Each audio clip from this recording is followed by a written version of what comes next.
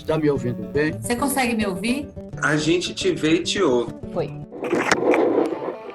Sejam muito bem-vindos aqui no programa Narrativas Narrativas de de Brasis.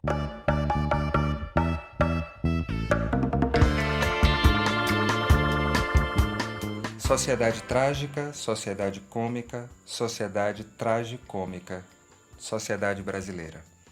Vários convidados falaram sobre o Brasil como essa potência criativa, resiliente, que consegue criar arte nas piores condições materiais. O Estado precisa ser conquistado, o Estado precisa estar a serviço da população, dos cidadãos, e não do sistema, e não do mundo financeiro, e não do capital. Mas a gente quer fazer isso através da lógica do humor.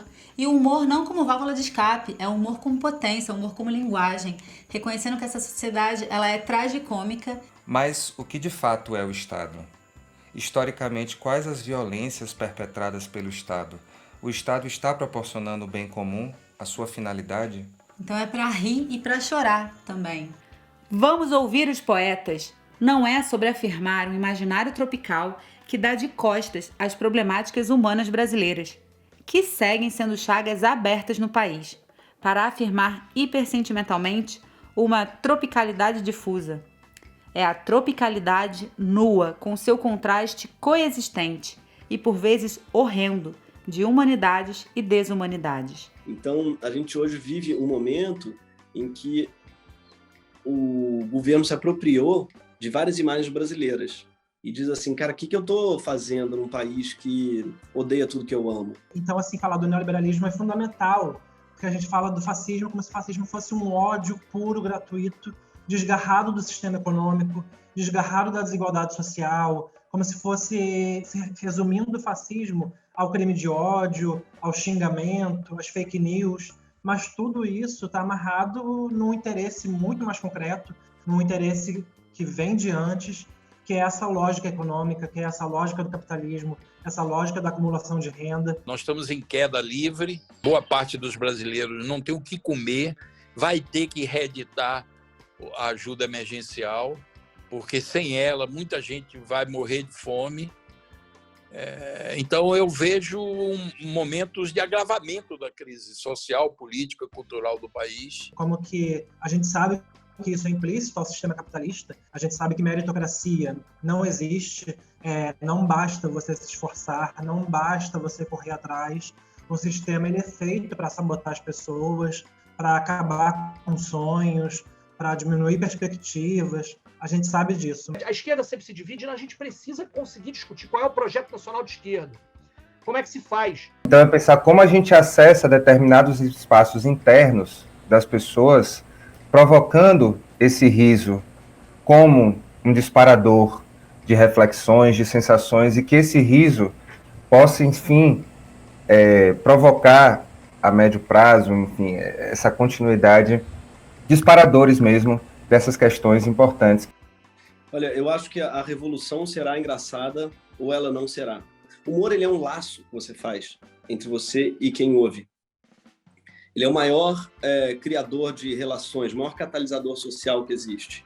Isso transposto para a política, eu acho que é a mesma coisa. Você cria um vínculo com o eleitor muito grande quando você tem uma piada interna com ele, quando você faz ele rir, sabe? E para mim, assim, ir para um lado mais lúdico fica mais fácil porque quando a pessoa ri ou quando é inusitado, você quebra, é uma barreira, você quebra ali um gelo, né? Então, eu acho que o diálogo é a melhor forma. Então, eu tento passar assim, o meu trabalho com um diálogo mais amigável. O tamanho dele está diretamente ligado ao humor. O Lula é muito engraçado. O Lula tem autoironia. Ele ri de si mesmo o tempo inteiro e ri dos outros, né? No discurso dele, ele compara o velho da van, o Louro José, ao mesmo tempo em que grita, cadê o Zé Gotinha? Isso é meme. Eu tento procurar qual o jeito que a arte me dá para passar isso mais limpo possível. É uma forma que ninguém ainda fez, então, assim, legal, entendi isso aí. Né? E aí fica uma coisa, você passar, uma mensagem mais, eu acho que mais direta. Assim. O cara que está por trás de todos os republicanos americanos, assim, com estratégias muito sujas, Roger Stone, ele dizia, política é um reality show de gente feia. E tem uma conexão mesmo com o reality, sabe? Nesse reality, cara, a direita voou nos últimos anos porque entendeu as regras desse reality, sabe? É um reality em que, por exemplo, como em qualquer reality, como Big Brother, o que for, conta muito a identificação do espectador com aquela pessoa. Ele se ver lá, ele se enxergar lá. Mas o que isso impacta, né, ao nosso ver, do que isso traz, o que isso impacta nas comunidades, nas pessoas que não fazem parte da grande narrativa do global, do que é ser Brasil, brasileiro, do que é fazer parte desse país. E aí, nesse lugar, eu acho importante a gente falar sobre como a democratização da internet e dos meios acaba também se tornando um pouco da democratização da mídia. A vitória do Bolsonaro, para mim, se deu por causa de mecanismos de humor. Eu acho que ele usa mecanismos de bufão, não exatamente de palhaço, né, porque o palhaço ele gera empatia e o bufão repulsa, mas ele é um bufão e ele usa muito bem esses recursos, que são recursos que o Trump também usa muito bem. É um paralelo, né? Porque ao mesmo tempo que a grande mídia ela coloca esses cientistas falando dos cuidados necessários com a pandemia, essa grande mídia ela também ela critica o Bolsonaro por causa das medidas que ele toma contra os cuidados necessários, contra as recomendações da OMS, contra as recomendações do próprio Ministério da Saúde lá no começo da pandemia. Tem essa crítica a ele, mas ao mesmo tempo existe uma defesa do Bolsonaro por causa de suas políticas econômicas, por causa das reformas que ele ainda pode fazer, por causa das privatizações que ele ainda pode executar, colocar em prática. Muitas coisas que ele diz, a gente leva a sério, mas são piadas, né? Quando ele põe dar cloroquina para uma ema, aquilo ali é um meme que ele produz. Ele passa o dia produzindo memes. E já nas eleições, quando ele pega o tripé e faz assim, a gente fica escandalizado. Né? Não, aquilo é meme, aquilo é uma fábrica de memes, tá? que ele fez durante as eleições e são perfeitas para os tempos de hoje. A gente não pode esquecer que o Bolsonaro falou de kit gay na bancada do Jornal Nacional e não foi desmentido ao vivo. Ele falou isso na bancada do maior telejornal do país e ele não foi desmentido, nem depois. E, sobretudo, crescem muito quando contrapostas a uma esquerda que não tem humor. A uma esquerda que está sempre indignada, escandalizada. Na sala de aula, a gente virou aquelas pessoas que ficavam na primeira turma fazendo assim, shh, não pode, gente, presta atenção na aula, sabe? Aquele aluno mala que todo mundo detestava. E o Bolsonaro é o cara do fundão, é o bufão, que todo mundo adora, porque entretém. Por mais chata que a aula seja, sempre um bufão que salvava, mesmo que ele estivesse atrapalhando a aula. O brasileiro, especialmente, tem especial carinho pela turma do fundão, né? Surgiu o filme Tropa de Elite. Aí eu percebi, é uma coisa assim, os meus amigos que moram em Morro não gostaram do filme. Os meus amigos que não moravam em Morro adoraram o filme. Aí eu percebi assim, quando a violência é com você é ruim, mas quando a violência é com o outro, vira entretenimento. Então, quando você não mora numa comunidade, aquilo é entretenimento, né? Aquilo é legal, você vê. Quando você mora na comunidade, você fala assim, putz, cara, esses caras chegam aqui, tá tapando na nossa cara, eu sei que isso não é legal. Desde o fato de que pessoas como eu nunca dirigiram ou nunca estiveram à frente ou nunca foram convidados em programas de variedade, por exemplo, que a dona de casa assiste pós-almoço.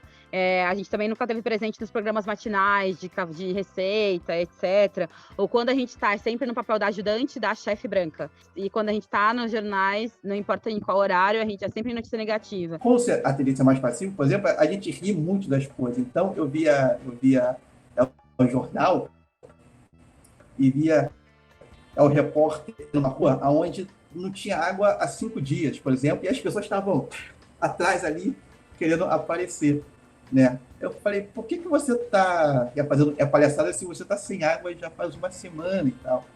Então ali eles não queriam nem, eles não estavam preocupados com a violência moral que eles estavam repassando. Eles queriam aparecer ali na telinha. Contra o advento da internet, uma das primeiras coisas que acontece é a gente ver o fim da do modelo de mediação, né? Que é a crise do mediador, como a gente chama. Então, por exemplo, para a gente que trabalha com notícia, com acontecimentos, etc., a gente vê um mundo onde o Brasil era pautado pela TV, né? Você acorda, lê um jornal, passa o dia inteiro pensando o que aquele jornal te deu, e à noite você comprova no jornal antes de dormir, antes da novela. Eu nunca tinha pensado em trabalhar com esses bonequinhos, né? com o Playmobil, é o lúdico. E aí eu falei, cara, eu vou fazer um stop motion do filme, para falar sobre, tipo, violência não é brincadeira, né? Eu ia pegar essa frase que a gente fala, brasileira, violência não é brincadeira, e ia pegar um brinquedo para retratar a violência, né? Fazer essa metalinguagem. Então, quando eu peguei isso, assim, eu fiquei muito... Até então, eu não percebia isso. E aí eu comecei a ver o jornal de outra maneira. Então, essas coisas todas, né? Você passar as suas décadas de formação inteira da sua infância, o acúmulo que se dá na sua cabeça é justamente esse. Esse é o seu lugar. Você serve para isso, esse é o seu lugar na sociedade. Então, a partir da internet, a gente passou a poder contar nossas próprias histórias. Eu acho que o primeiro grande salto é um salto de consciência e autopercepção. De uns tempos para cá, a gente tem visto, né, o brasileiro se ver mais, se colocar mais, se aparecer mais. Então, eu peguei meio que, como o boneco tem esse sorriso, então, como às vezes o brasileiro ele tá numa pior e tá rindo, né? Aí que eu peguei esse link da violência não é brincadeira, usando essas cenas trágicas com aquele sorriso do boneco. E aí, ali, eu trato tudo quanto é tipo de violência, seja física, seja moral, seja jurídica. Então, tem altos impostos, tem esgoto a céu aberto, tem violência policial. Então, é tudo quanto é tipo de violência, não só violência física, né? E é essa luta que nós temos tido e vamos ter que crescer bastante daqui para frente. Os grandes artistas brasileiros estão todos bem posicionados, estão na resistência, mas nós temos essas duas frentes, a frente específica da arte e da cultura e essa frente geral. Então, nós estamos vivendo um momento, de que eu me lembro, é o momento politicamente mais difícil do povo brasileiro desde que eu me entendo por gente. É semelhante em alguns aspectos, mais grave do que a ditadura militar. A relação aí entre neoliberalismo, esse neofascismo e a pandemia, né, nesse tempo que a gente está vivendo, como é que isso está tudo, né, bagunçando as nossas formas de entender e de analisar a realidade, né? E por isso eles investem tanto na questão da ampliação da questão das armas, da ampliação desse Estado punitivista e policialesco que precisa ser feito para conter a raiva popular diante de uma situação de desigualdade e, ao mesmo tempo, deslegitimar o discurso da esquerda o tempo inteiro. Os setores democráticos, incluindo a esquerda, vão ter que formular uma política de mobilização e sensibilização do país, e uma política de articulação de uma grande frente, que não é só frente de partidos, mobilizar os movimentos sociais, as pessoas, os líderes sociais para participarem de um processo de restabelecimento da democracia. Se a gente voltar um pouquinho atrás no tempo e olhar para o que foi a questão do golpe que retirou Dilma Rousseff do poder, e aqui está falando alguém que é de um partido que foi oposição aos governos do PT, tínhamos um outro projeto de país. Mas foi golpe. Foi golpe porque se precisava de um nível de violência e de autoritarismo para se continuar ou para se ampliar a retirada de direitos da classe trabalhadora.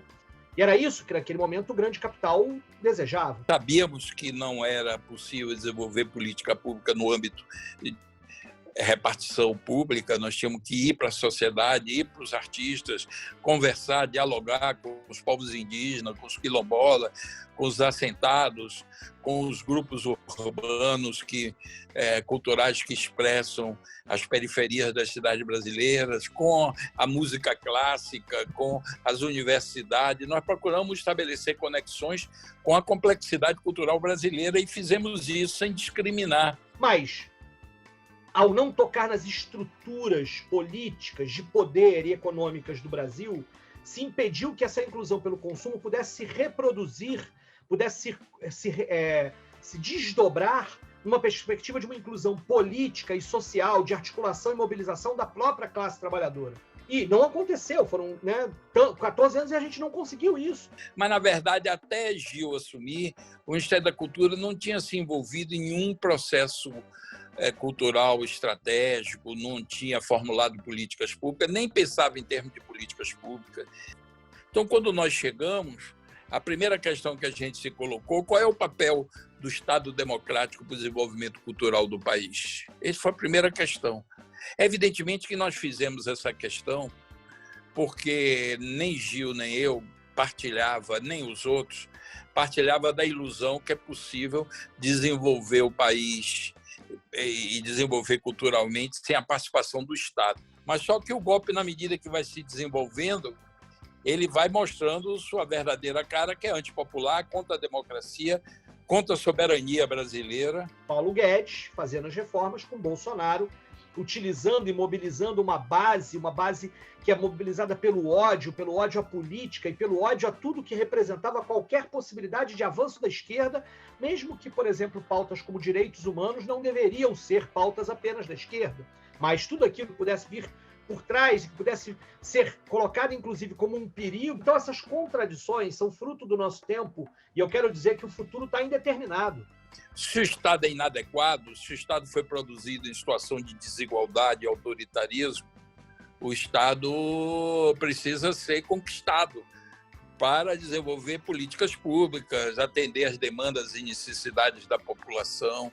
Nós não podemos colocar nos ombros da esquerda essa dificuldade, porque é uma dificuldade geral. O Brasil é um país em crise, em disputa. A gente não conseguiu ainda, ter, não só no campo institucional, do governo, da política formal, mas também nos movimentos sociais como um todo, na base, na periferia, nas favelas. A gente ainda não conseguiu alcançar um olhar que possibilite a certeza que a gente precisa ter do quanto o Brasil tem a oferecer para a gente. O Estado, de fato, perde qualquer função social, perde qualquer interesse na dignidade dos seus cidadãos.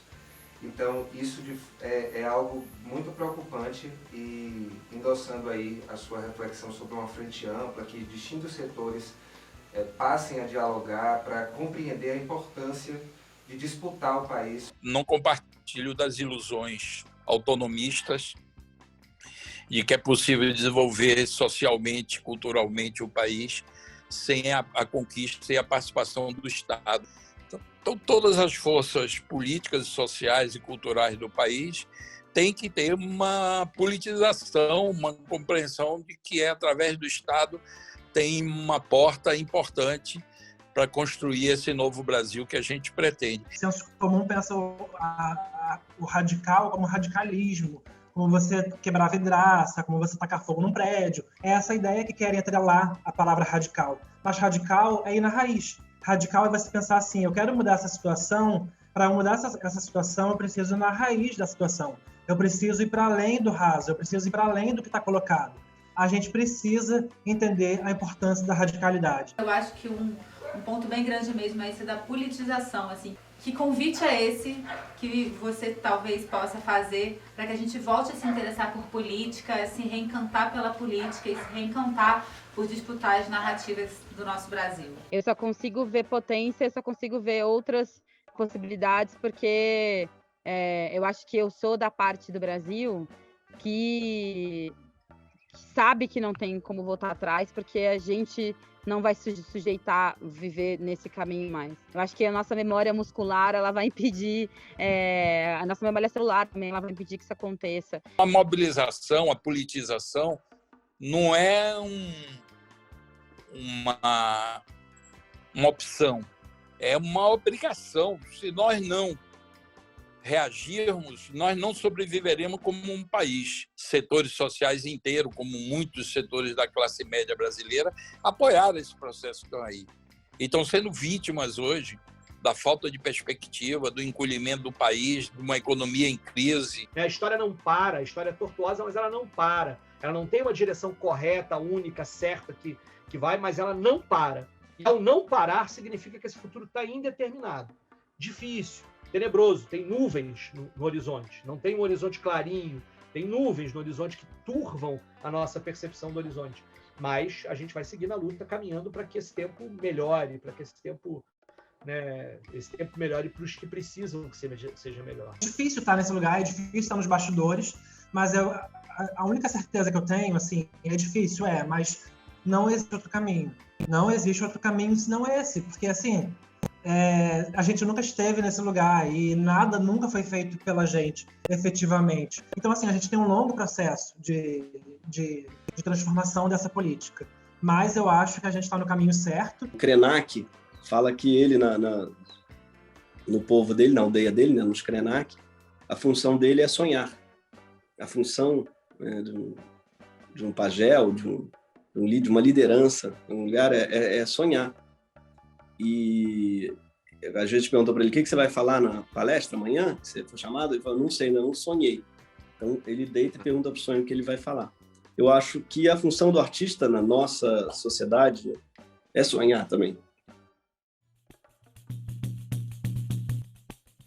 Afinal, o que é o Brasil para você? O que é o Brasil para você? O que é o Brasil para você? Ui! Nossa, é uma alta provocação. Caramba. Vixe Maria. O Brasil para mim. O Brasil para mim. O Brasil para mim. Ai, o trem pegou, vocês nem pegaram. Fiquei bem emocionada quando você falou o que é o Brasil, né? É uma luta profunda, cultural, é uma luta de afirmação de valores, uma defesa da vida. A gente está tendo que discutir negacionismos os mais baratos possíveis, se a Terra é redonda ou é plana, negando a ciência, negando a razão. Então, eles colocaram num patamar muito baixo e a gente vai ter que levantar esse sarrafo aí. A gente não pode negar as dores, não pode negar as lutas, é tudo isso também. Mas o Brasil, ele é uma riqueza infinita de possibilidades.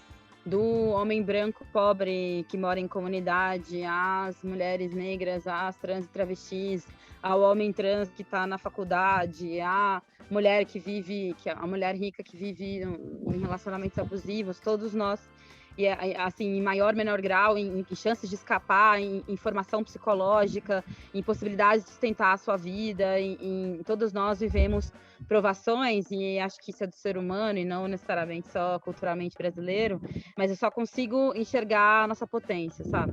É um país que precisa de narrativas, justamente. Ele tá ainda em fase de invenção, e eu acho que o que ele mais precisa hoje são pessoas que sonham com ele, para que a gente não repita as ideias, as narrativas do Brasil que nos foram dadas, que a gente não caia só naquilo que contaram para a gente que o nosso país era. Então, entre a suruba e a carnificina, a gente precisa sonhar com um país que não tenha sido sonhado pelos outros.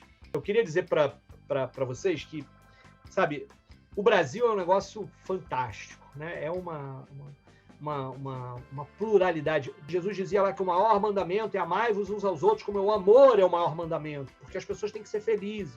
Minha fé na vida, minha fé no homem, minha fé no que virá, né? Minha fé no ser humano, não só no homem, né? Em todos os seres humanos, na sua pluralidade e diversidade, mas minha fé no que virá tem a ver com essa certeza de que gente é para brilhar e não para morrer de fome.